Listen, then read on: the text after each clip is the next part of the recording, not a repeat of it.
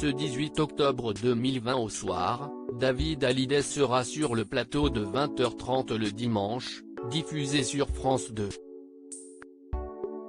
L'occasion de revenir sur sa vie privée, qu'il ne dévoile pas facilement. Le chanteur de 54 ans a beau être le fils aîné de Johnny Hallyday, il n'en reste pas moins une personnalité publique très discrète. Mis à part le fait qu'il a épousé Estelle Lefébure en 1989 et qu'ils ont eu ensemble 2 filles prénommées Emma et Ilona, on ne sait que très peu de choses de l'artiste. Côté cœur, le demi-frère de Laura Smet a retrouvé l'amour auprès d'Alexandra Pastor après son divorce. Cette dernière est styliste de profession et elle est la fille de l'homme d'affaires Michel Pastor. Les amoureux décident de se marier le 3 juin 2004. 4 mois plus tard, un petit Cameron vient au monde. Il y a plusieurs années, David Hallyday a accordé une interview à Marie-Claire.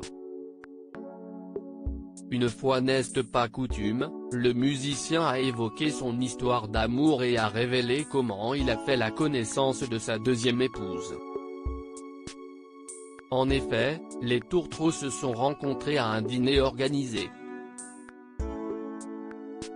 Pas de quoi lui inspirer confiance à l'origine. C'était horrible pour lui au début et il explique qu'ils y sont allés tous les deux à reculons. Elle a pensé, oh là là, quelqu'un du showbiz. Au secours. Et moi quelqu'un de Monaco. Laisse tomber, se souvient-il, persuadé que cette rencontre ne mènerait nulle part et pourtant.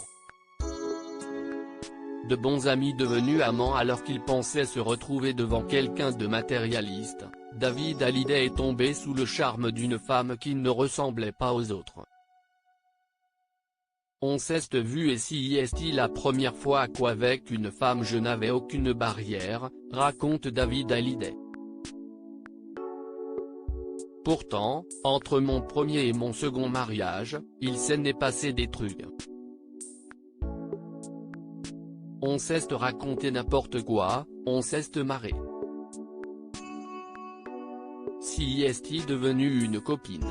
Sur le long terme, je me suis dit, elle est super cool, cette fille, elle ne me juge pas, ne juge personne, sait rire d'elle-même. Mais j'ai longtemps lutté en pensant, je ne peux pas, si est une copine et puis finalement, le meilleur copain et la meilleure copine se sont mis ensemble, poursuit-il tendrement.